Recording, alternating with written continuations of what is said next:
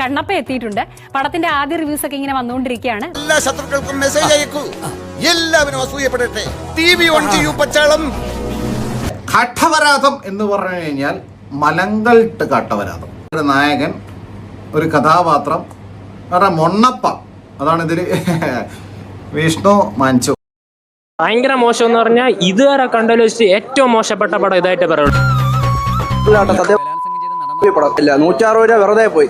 Serial ലാലേട്ടൻ ഇമാതിരി പടങ്ങൾക്ക് തല വയ്ക്കാതിരിക്കുന്നതാണ് നല്ലത്. ഉണ്ണാഖനായിട്ടുള്ളൊരു നായകൻ. കണ്ണപ്പ എന്ന തെലുങ്ക് ചിത്രത്തിലേക്ക് മലയാളികളെ അടുപ്പിക്കുന്ന പ്രധാന ഘടകം മോഹൻലാലിന്റെ സാന്നിധ്യം തന്നെയാണ്. അതിൽ ഞാൻ ഇന്ന് ഖേദിക്കുന്നു. വൈകാരികവും ശക്തവുമായ കഥയാണ് കണ്ണപ്പയുടെ ഹൈലൈറ്റ്. സീരിയൽ എടുത്ത പോലെ ഉണ്ട്. സീരിയല് മിക്കവാറും ഈ പടത്തോടു കൂടി മോഹൻ ബാബു ഈ വിഷ്ണു മഞ്ചുവിനെ കൂടെ ചവിട്ടി പുറത്താക്കും. തളരരുത് രാമൻകുട്ടി, തളരരുത്. കലാകാരനല്ലാത്തവരെ സമൂഹം അംഗീകരിക്കില്ല. എക്സ്പെക്ട് ചെയ്ത ഒരു ലെവലില്ല, ഒന്നും എക്സ്പെക്ട് ചെയ്തില്ല. അത് നന്നായി. മെയിൻ നായകൻ വിഷ്ണു മഞ്ജു എന്ന് പറഞ്ഞാൽ അയാൾ തന്നെയാണ് ഏറ്റവും വലിയ പോരായ്മ.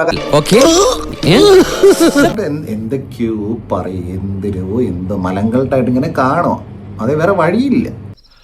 എന്തൊക്കെ മേളായിരുന്നു, പാട്ട്, ഡാൻസ്, കൂത്ത്. എനിക്ക് അപ്പോഴേ തോന്നി ടമാർപടാർ.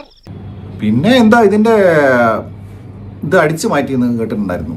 പ്രഭാസ് ഫാൻസോ ലാലേട്ടൻ ഫാൻസോ ആരൊക്കെ ഇതിന്റെ ഹാർഡ് ഡിസ്ക് അടിച്ചു മാറ്റിയത് ഒറ്റ കാരണം കൊണ്ടായിരിക്കും, ഇത് റിലീസ് ചെയ്തായിരിക്കാൻ. കാരണം അതുപോലത്തെ കട്ടവരതാണ്. കണ്ടില്ല. ഓ സാറേ, ഈ ചക്ക ഒന്ന് തോളത്തോട്ട് വരൂ. ആ കറക്റ്റായി.